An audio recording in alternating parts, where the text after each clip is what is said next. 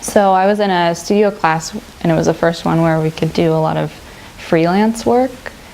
And I had been making these pieces where I kind of destroyed things and then put them back together.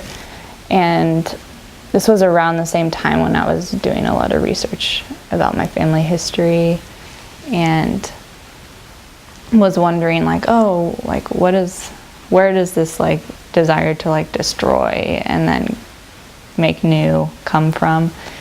And saw like the parallel within my family history while I was researching it. And so I loved like looking into all of the archives and reading the letters that like my grandfather wrote about the, you know, B-reactor museum and things like that. And my whole family is really into storytelling.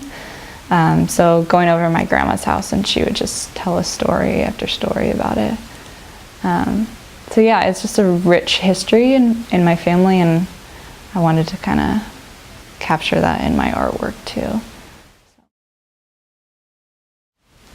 So it's interesting to have grown up in the Tri-Cities culture, where it's like a safe place to raise your kids. There's not a whole lot of crime, and the economy is thriving in terms of like job market.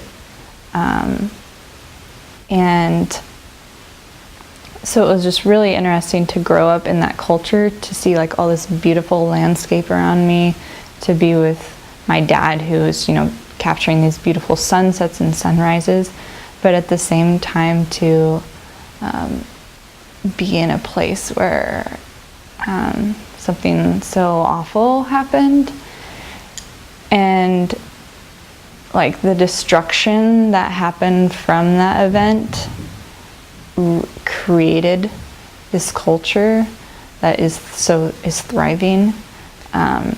So it's just this interesting dichotomy of like, sometimes we have to destroy things in order to gain something from that.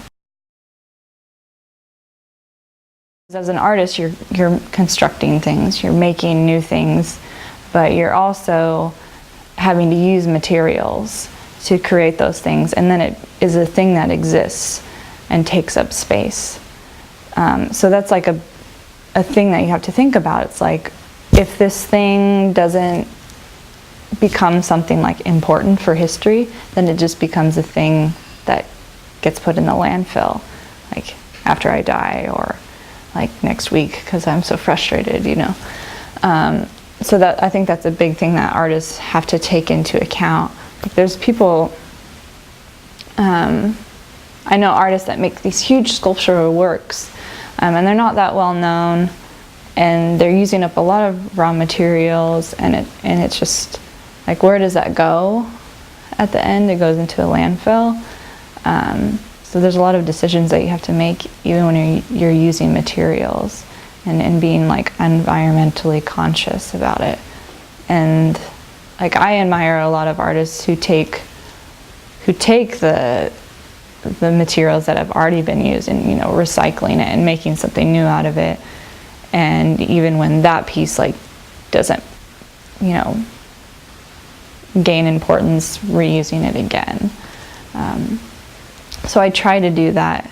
Like, a lot of the materials I use, like a lot of the embroidery thread is actually embroidery thread that my mother just had for years and years and years.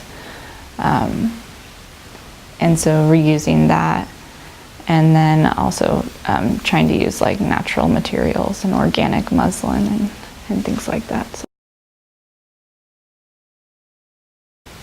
it's funny, a lot of this came from just taking one environmental science class in high school.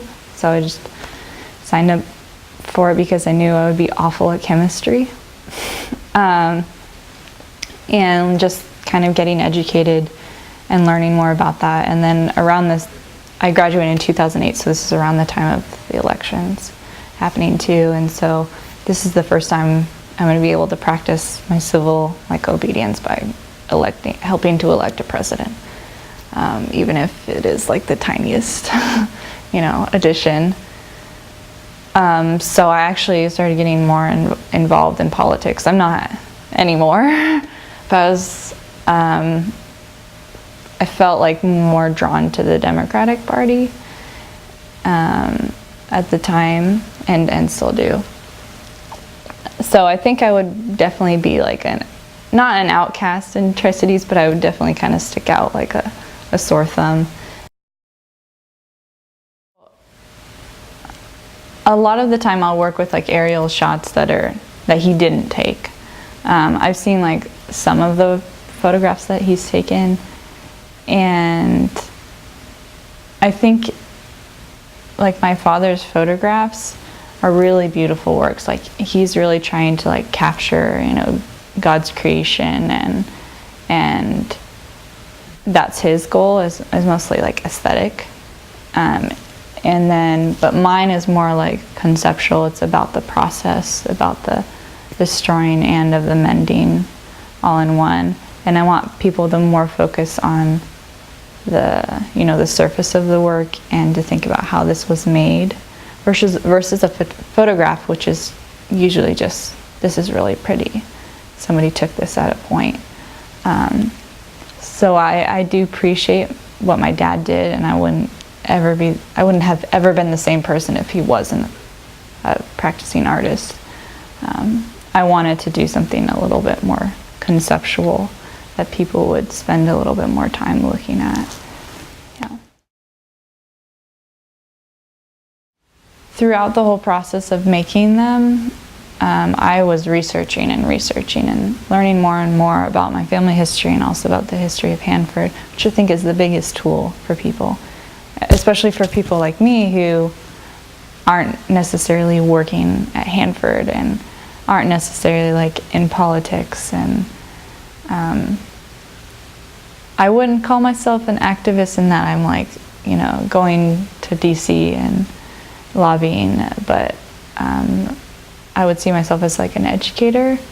So making the artwork helps to educate people who might be doing those things, who might be thinking about making a difference by becoming like going into the field of the sciences or going into politics or something like that. So for me, it was awesome to, you know, feel the burden and like the weight of my family's history, to do something that was active and like creating and meditating on the history by destroying it, like, kind of like my grandfather's generation, you know, seeing the destruction and meditating on like the way that my dad did by documenting everything. And then now, like my sister-in-law, my brother, like mending it back together and seeing that, you know, it's never going to be the way that it was before. And who knows, like pretty soon we might even be worse off. We're pretty far gone already, but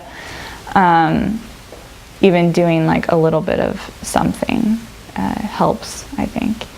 And so then the first time I presented that work, talking to people about the history of Hanford and about my family's story, and just so many people that don't even know what Hanford is, who even live in Seattle. It just blows my mind that a lot of people just have no idea that our state helped to make the plutonium to kill thousands of people.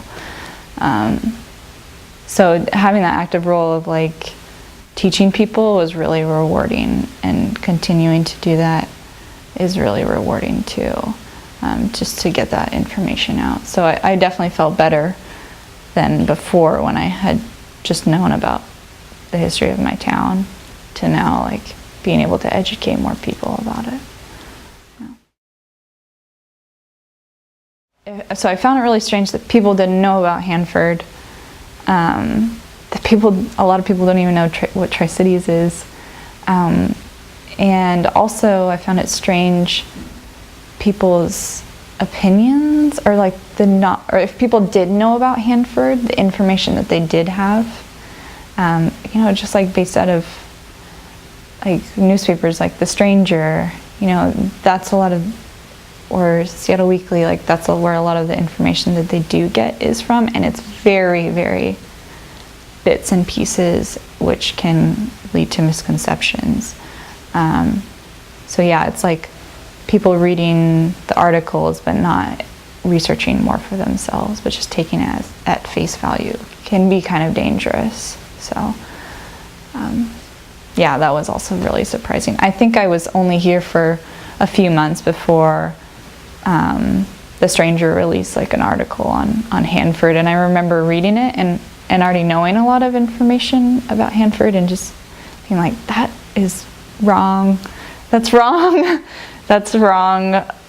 That's kind of scary that all of that information misinformation got released to the public. So